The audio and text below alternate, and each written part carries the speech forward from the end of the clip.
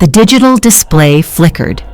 7, then 8, then 9. Sarah took a deep breath, her tired eyes fixed on the numbers. The last soul in the office building, her long night of deadlines finally seemed to be ending. And then the number 10 glowed. With a jolt, the elevator stopped.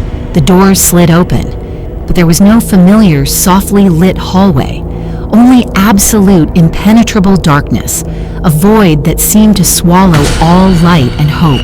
The elevator's internal light died, plunging her into utter blackness. Her only companion, her smartphone's beam, bravely cut a shaky path through the void, revealing scarred, cold metal walls that now felt impossibly closer. The air grew thick, heavy with an unspoken dread. Then it began.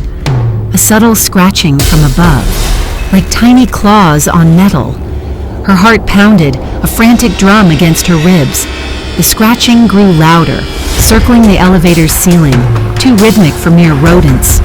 And then, the drop.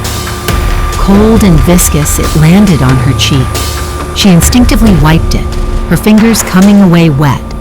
In the phone's dim light, she saw it. Dark, menacingly dark.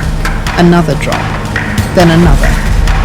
A slow, steady drizzle began from above, its origin hidden in the black abyss. The scratching intensified, now accompanied by a soft, wet tapping. This was no rodent. This was something else. Something utterly, terrifyingly unknown. With a violent lurch, the elevator plummeted a few feet, then slammed to an abrupt halt. The sudden force threw Sarah against the cold metal, her smartphone clattering to the floor. The sounds from above ceased. A silence descended, deeper and more profound than before. Then, a new sound.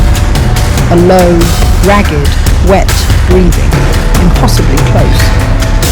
Sarah's breath hitched.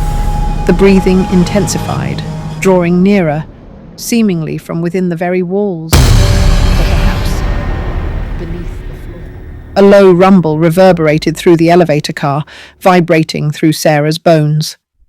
The air grew bone-chillingly cold, carrying a faint, metallic stench. Sarah pressed herself into the corner. With a cautious move, she directed her phone's beam at the wall and saw it. A dark, glistening, segmented mass beginning to move downwards. Then it came down. A thick, dark, tentacle-like appendage, slowly descending to the floor, its movement fluid and unnatural. It probed the metal surface, leaving a faint trail of dark, viscous fluid.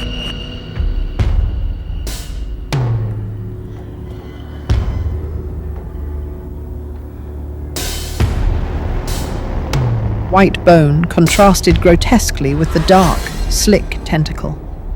A chilling, rhythmic, clicking sound accompanied its unfolding.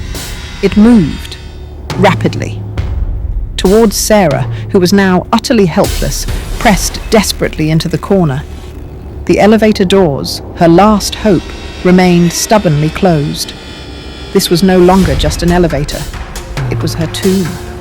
Her phone, once a lifeline, now merely illuminated the approaching horror. Her mouth opened in a silent scream. Her eyes, wide and filled with raw, primal terror, reflected the encroaching darkness. Her vision blurred, then dilated, consumed by an encroaching, deep blackness that seemed to swell from within the very air. She was engulfed. Her form, a fleeting silhouette, disappeared into the overwhelming, swirling shadows.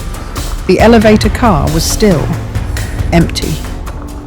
The metal walls, chillingly clean, held no sign of the recent struggle.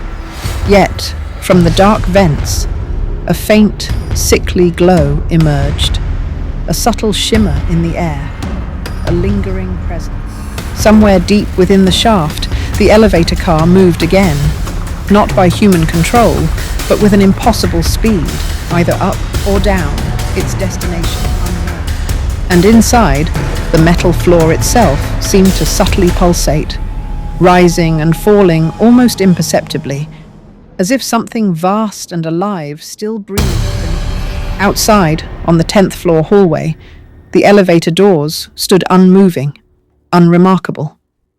But if one listened closely, a faint, chilling whisper could be heard, echoing from within. A silent testament to the horror that had just transpired. The 10th floor would hold its secrets forever. Like this video if you ever made it back from the 10th floor, and subscribe before the elevator comes for you next.